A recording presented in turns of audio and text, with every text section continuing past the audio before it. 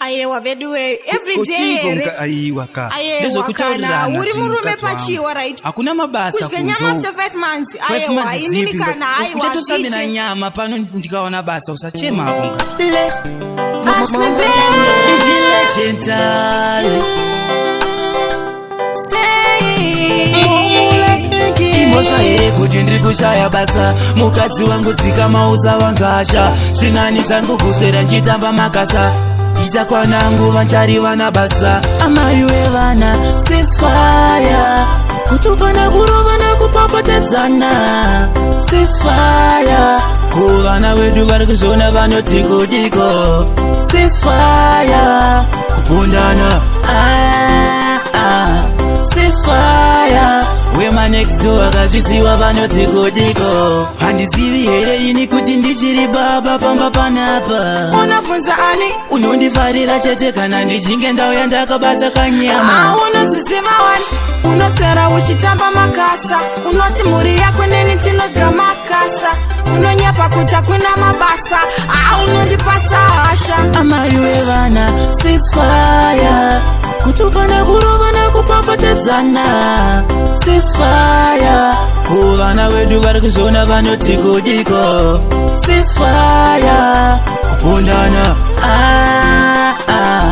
ceasefire wema next door akazviziva vanoti kudiko chimbodetarisa chimurume changu wambotarisa nevamwe zvine ineni kana kugeza ndichageze tarisisa zvivana zvakuona zvako nuwagebe zvarume zvavo zvese zvinoenda kumabasa saka apa ana takashata kana zvanetsa toswa apa iwewe wenda wonotsvaka mari kumabasa amai wevana ceasefire kutuvana kurovana kupopotedzana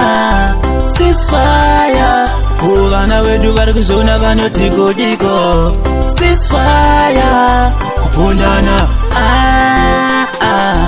ceasefire wema next door akazviziva vanoti kudiko handizivi here ini kuti ndichiri baba pamba panapa unofunza ani unondifarira chete kana ndichinge ndauya ndakabata kanyama unozviziva wani unoswera uchitamba makasa unoti mhuri yako neni tinodya makasa unonyapa kuti hakuna mabasa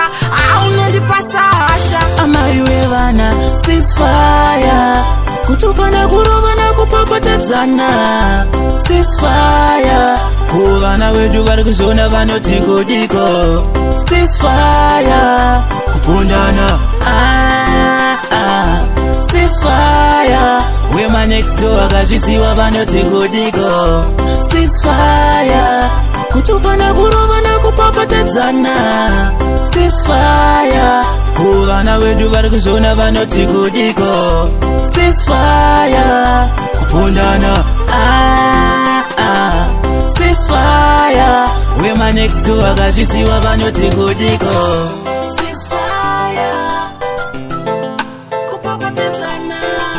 ceasefire ayewa bedwe every day ayiwa ndezvekutaurirana uri murume pachiwa right hakuna mabasa kunzo 5 months 5 months dzipi uchatotsamina nyama pano ndikaona basa usachema hapo ceasefire